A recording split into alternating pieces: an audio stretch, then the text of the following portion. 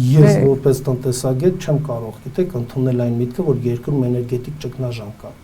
Եթե էներգետիկ ճգնաժամ լինի, ապա մենք ինչու ենք երկուսս նստած այս տաղավարում։ Այսինքն 90-ական թվականները կլինեն։ Էներգետիկ ճգնաժամ ինքը այդպիսին Հայաստանի Հանրապետությունը չունի, դա տգետ արտահայտություն է։ Ինչու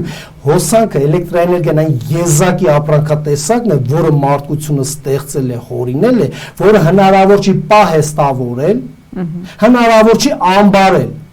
Այն միաժամանակ եւ արտադրվում է արտադրական ցիկլով եւ միաժամանակ իր վերջնական սպառման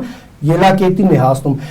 Արտադրողներ, բեց, ընդունող եւ տվող հենց վերջնական սպառող չի կարող Հայաստանի Հանրապետություն էներգետիկ ճգնաժամ լինի։ Էներգետիկ ճգնաժամը դա 90-ականների սկզբին էր, երբ որ Հայաստանի Հանրապետություն ատոմակայանը փակված էր եւ ատոմակայանը շուրջ 40-45% էլեկտրաէներգիա էր արտադրում։ Այ երբ որ 2026 թվականին որով ատոմակայանը ըստ նախնական պայմանագրերով պետք է փակվի եւ եթե նոր պայմանագիր չկնքվի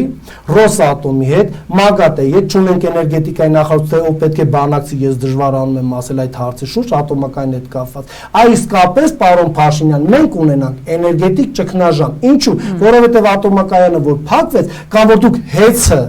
պետականացրեցիք եւ չկարողացաք ճիշտ կառավարել, ներգրաված վարկային ռեսուրսները արդյունավետ չկարողացաք ծախսել, նորանոր վարկային ռեսուրսներ ձեռք չբերեք, միանշանակ եւ վերջնական աղբյուրով եւ սկզբնա աղբյուրով, այո, դուք ճիշտ եք այդ հարցի շուրջ, ունենք էներգետիկ ճգնաժամ կամ ունենալու ենք, սիրելի քաղաքացիներ։